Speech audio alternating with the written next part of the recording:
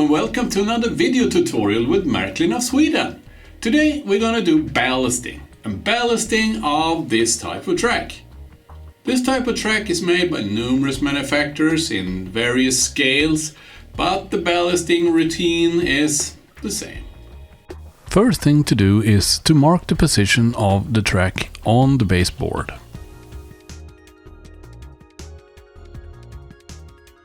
If you look closely, there is a mark in the rail showing the position of a hole for fasteners. I use just a screwdriver to open up that hole.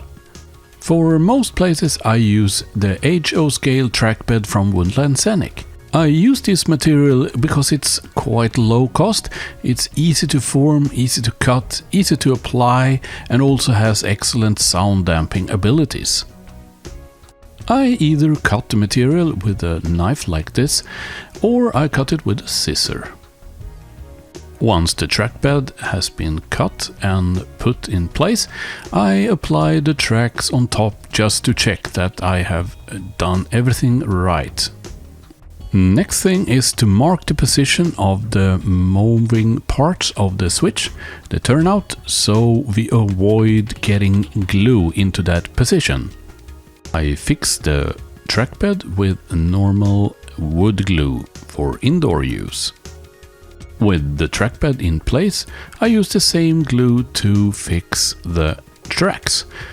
I then even it out a bit and make sure not to get glue in those moving parts of the turnout, the switch.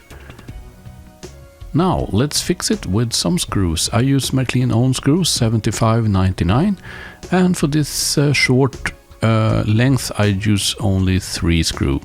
Make sure not to over tighten the screws too much. It should be just so it keeps the track down on the trackbed. Alright, time to apply some ballast. I use medium dark brown B78 from Woodland Scenic, and I apply it with a spoon like this.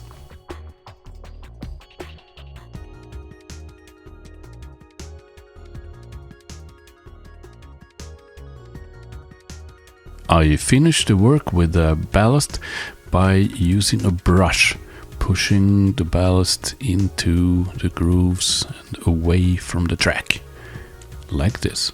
I spend a lot of time doing this to get the exact look I want for each track segment. So this is a kind of a time-consuming activity. I remove the excessive ballast in the moving parts with a smaller, a bit stiffer brush like this, and then I try the turnout so it works. Next thing is to mask with a bit of tape over the moving parts so we won't get glue or color on that part. Next step is to remove the surface tension. That is made by spraying a mix of water and soap onto the tracks. I apply the glue with the eyedropper. This one is actually picked up in a baby store, and it's used originally to suck ugly things out of the nose of small children. Whoa! Well, this is much nicer. I use a mix of glue and water, and for that mix I go for 1 part glue and 2 parts of water. As soon as the glue is in place, it's possible to start to paint.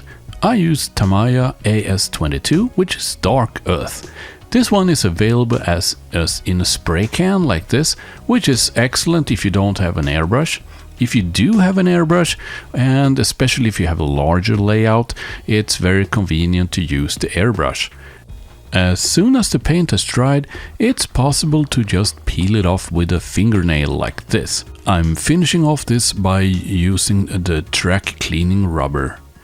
I use that for the center rail as well. Let's run trains.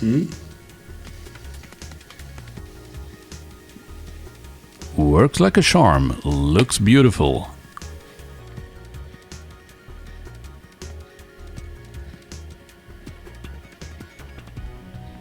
Well, that went rather fast and easy, don't you think? A word about the trackbed as well. This one is I was kind of worried because it's soft. So, heavy trains, it will like bend and fall over, but it doesn't. It's working very well. I use this now in everywhere on my layout. The other alternative is cork. I've used cork before. The cork strips, they are bought in a similar way, either some strips or on rolls, or in sheets like this. The price difference is significant though. Cork is like twice the price per meter or per foot. That made a difference for me. The cork has the advantage that it's resistant to solvents, so you can paint using whatever you like and glue with whatever you like. Well, that was about it. I hope you liked the tutorial. If you do, please help me by giving it a thumbs up. And if you want to see more of the tutorials, subscribe to the channel and you will get a notification once next video goes live. Until that happens, see ya!